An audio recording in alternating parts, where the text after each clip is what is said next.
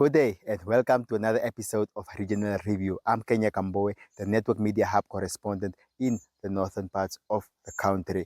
On today's show, we'll be giving you highlights of events that unfolded over the past few weeks in the northern parts of the country, as well as inciting interviews, news stories, as well as places to visit when you come find yourself in these parts of the country. So stay tuned and enjoy the rest of the show.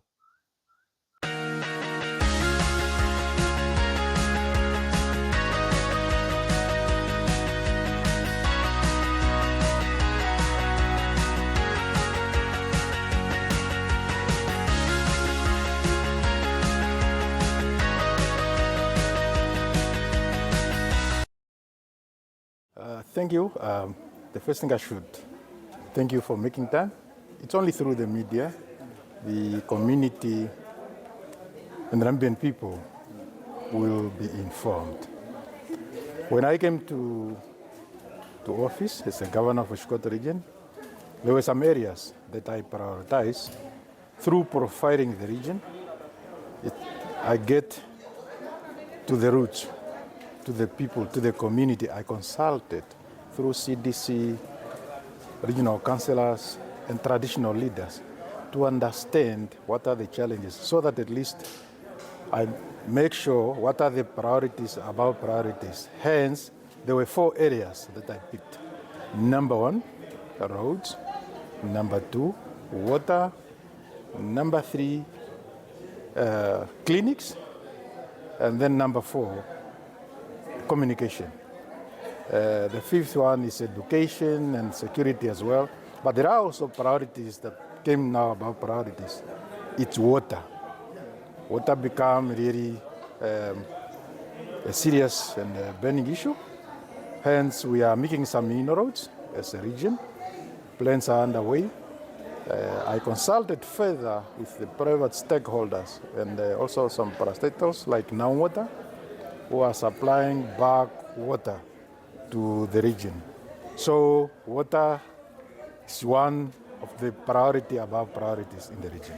Okay. Honorable Governor, one thing that I always look at is the people overlooking, especially leaders overlooking the census report, because government has spent millions on gathering that information to tell us exactly what are the needs of the specific people in that specific community. But when you go out there, people hardly speak about this report, and I just want to find out how significant does that the report play in terms of development? Thank you. Census play a vital role because it's a guiding tool. It tells us as a government, it's a region, where are we, what population are we talking about, hence the needs too. So it's very, very, very crucial and important. So that's why when I went out there, in some areas, you can see now the demand of water, for example. The population has grown, the demand too. Hence, census plays a key role too. It's a guiding tool. Okay. One other issue I picked up was the issue of desalination, because even private individuals, even though they have money, they try to put up, they can try and get the boreholes in their fields or wherever, but still the issue comes of salty water. Are there talks of a desalination plant in the region? The first thing we should understand is that Oshikoto region, it's a dry region.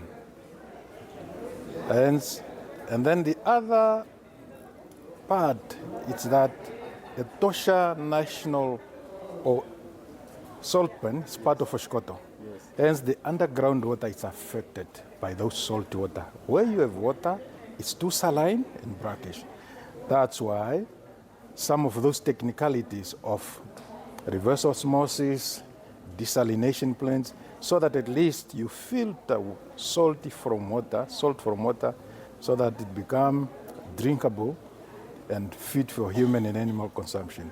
So the issue of desalination, it's on the table. And last month, we commissioned some 4 boreholes in the area of Nehari, Rampingana, and Ngodi. We still have more, but in most of the areas where the government have sink boreholes, water are too saline. Okay. 2 times even seawater. Okay. Yes. Tell us about the National Youth Development Fund and how key will that play? Because I've seen it's a drive for you calling upon the youth to apply for those for that.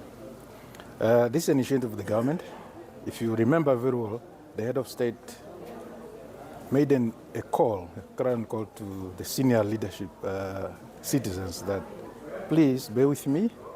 Let's understand and see how we navigate the challenges that are facing the youth unemployment. Hence, the Youth Development Fund came forth. First, there were some challenges. Of course, when you are starting up with something, there should be challenges. You learn through the process. So it is a tool that will alleviate poverty, that will also help the SME to grow. But the most important thing is that it's not only to provide financial support, also mentorship programs, so that these youth, whenever they have been given financial assistance, they will be also mentored to ensure that they recruit, they maintain or retain, and grow with the economy. That's why, for now, anybody from 18 years to 45 years is more than welcome to apply under that fund. Last but not least, last week, terrible accident took place within your region where the lives of 5 people died, and we're heading towards the festive season. We know that it's the time whereby most road accidents are recorded in the country. So we just want you to give us a message for the public in terms of the festive season and also the road users.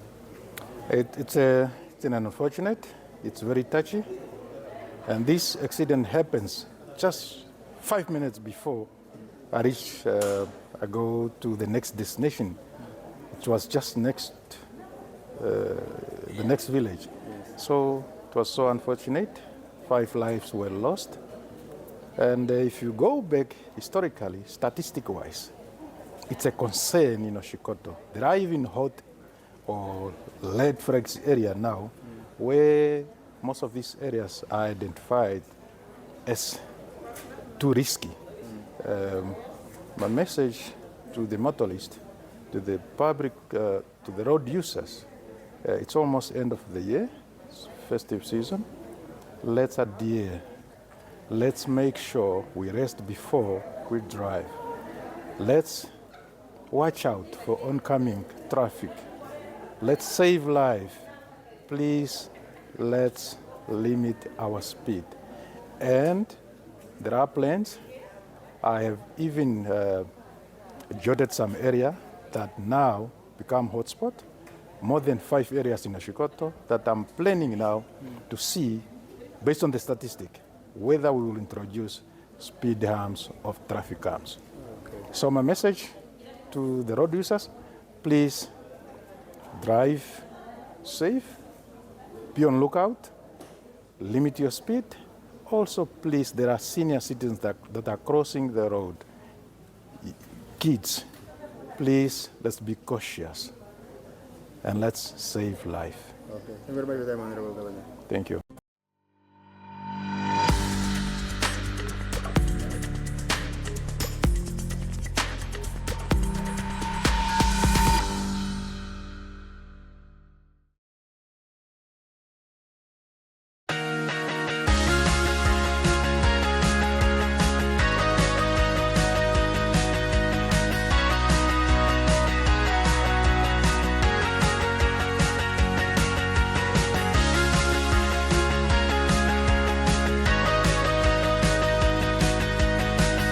Here in Eke to launch the festive season operation, which coincided, of course, with the commissioning of the Eke police station.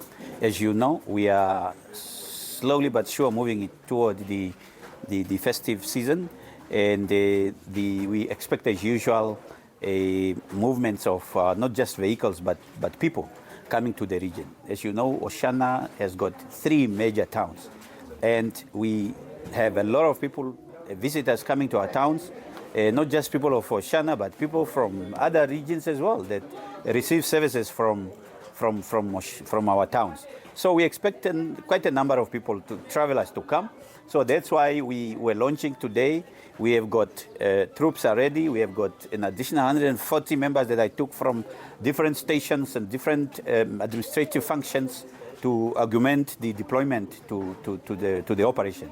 So we are set to go. Our major roadblocks are operational as we speak. The traffic law enforcement, Oshana is one that is very, very strict on the use of alcohol on our roads. So we are again going to warn those that are coming, that are not aware, that you don't drink and drive in Oshana, otherwise you spend your night or your Christmas in custody. So we are ready. We received the new vehicles. 7 vehicles just arrived. So this, in terms of mobility, this is what you want to see. So we want to thank the Inspector General for this new fleet. And life is unpredictable, and one needs to be protected against any eventuality. Get Santam legal access from as little as $50 Namibian a month for when you find yourself in need of legal representation due to civil cases, criminal prosecution, and family matters such as divorce, child maintenance, and custody. It also covers labor disputes, disciplinary hearings, and unfair dismissal or retrenchment. With Santam Legal Access, you'll receive free legal advice on almost every legal aspect, whether the specific matter is covered by your policy or not. For true peace of mind and legal protection when you need it most, call us on 061 292 8000. Santam. This is freedom.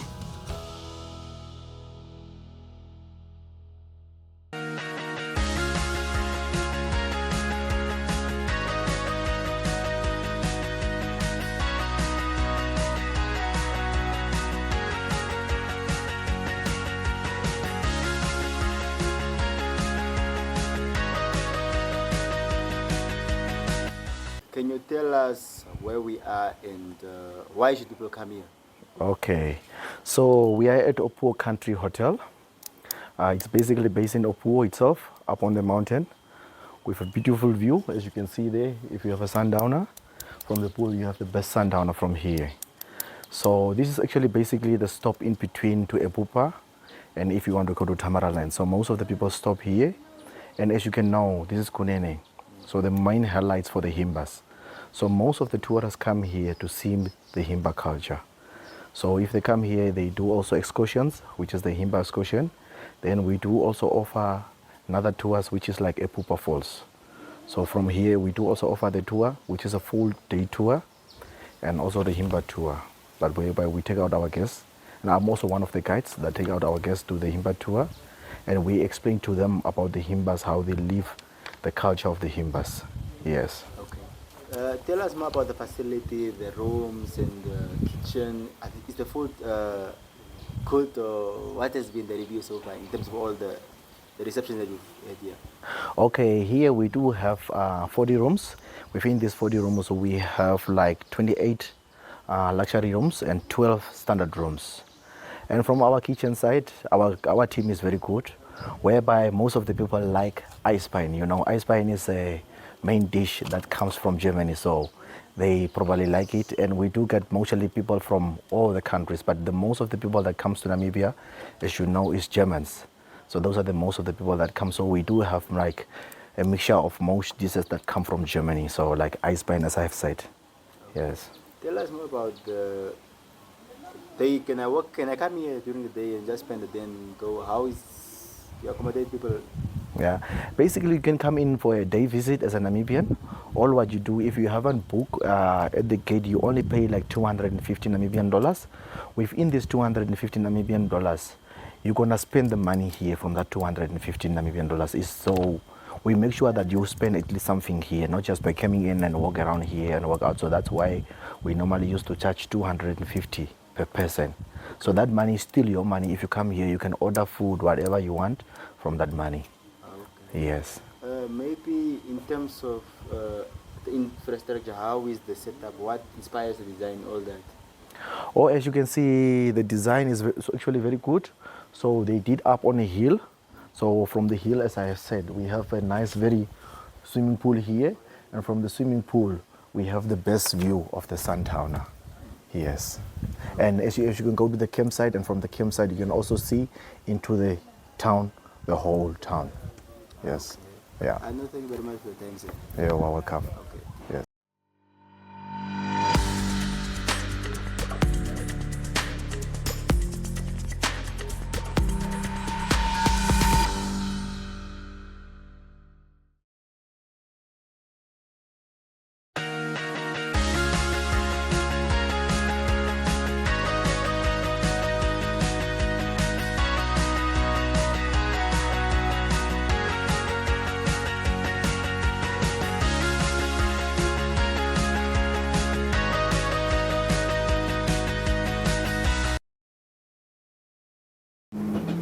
Honorable Komo, first of all, congratulations for being re-elected as the constituency councillor for Guiana's constituency. And now we understand you're also being deployed to the National Council to represent Oshikoto region as a whole. Tell us, but let's focus more on Guiana's first of all. You were there in the previous administration, but although you came there late, but now this time around you have the full mandate, full 5 years. Just tell us, what were some of the things you picked up that you left unattended that couldn't be completed by then, that you feel like, no, now we can do it? And also incorporate the aspect of the census report, because I saw that day when they were launching it here, you were so keen on talking about it. So just tell us, how do you incorporate all that? Okay, no, thank you very much. It's a privilege that the Guiana's electorate have given us as a SWAPO party and as a candidate from there. Yes, it's true. There is always, 5 years. There are some projects that are completed within 5 years, and there are others that are lapsing, which then has to taken up in the next coming 5 years. So in this case for Guiana's, there are, the important thing that first of all I want to stretch about Guiana's is that it's a constituency that has more of clustered people, in terms of community members, Oshivelo, Ondera, Tomkaus, Sinsabes, Tosones, Ombili, and like that. So it's more of a issue to do with looking at it from that perspective, a segmented perspective, whereby we have to deal with a challenge on that specific area as such. Now, putting the census issue in context is that we have about 8,500 people. That's a population.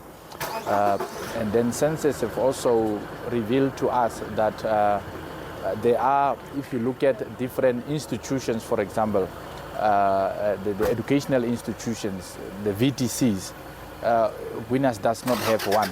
We rely on the neighboring constituencies like Chumeb and so on. So in a long run, as we are now taking up this mandate, we will look into that collectively in order to ensure that the aspect of bringing in VTCs to ensure that youth are trained.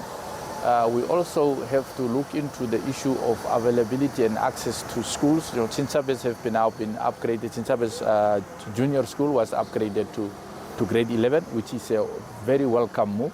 We need to look into the health facilities, for example, that Sinsabes is the only one that has a clinic, and then the other community which are on the side of Ondera, Ombili, are a little bit far from the facilities of health. So I might be maybe mentioning few things here, but census, it's one of the indications or indicators that there are critical areas that we have to look at, and it also advises us in terms of planning that we have to plan if we have a bigger number of the young children in that area for school facilities and so on. So it's gonna be one of the things going forward from here that I'm very keen with all stakeholders that are in Guiana's, in Oshikoto region, that we really look at critically areas of service delivery. I mean, it's very clear from the onset of the SWAPO Party manifesto, which we are now bound to implement, because that has been the commitment that the party has made to the Namibians, which then stipulates about agriculture, decent housing, youth empowerment, and all those. Although I might not able to mention all. So in Guiana's, we have to set ourselves in such a position that we look into all things that matters to the residents and to be able to provide needed services to all. Okay. Previously, I went to Farm Ondera. There was the aspect of an ambulance, because ambulance cannot drive on the gravel road in that area, so it has to go there by 10 kilometers from Shivelo. Then you have to meet there with the car, whatever. And so if you can talk about the issue of the ambulance, lack of ambulance that side, as well as the farm itself. Last time I was there, they told me that they couldn't use the farm to grow the maize and all that because of the center pivot and the water being a problem. Is those things being addressed? I mean, all what I can then allude to is that we have to start talking from now.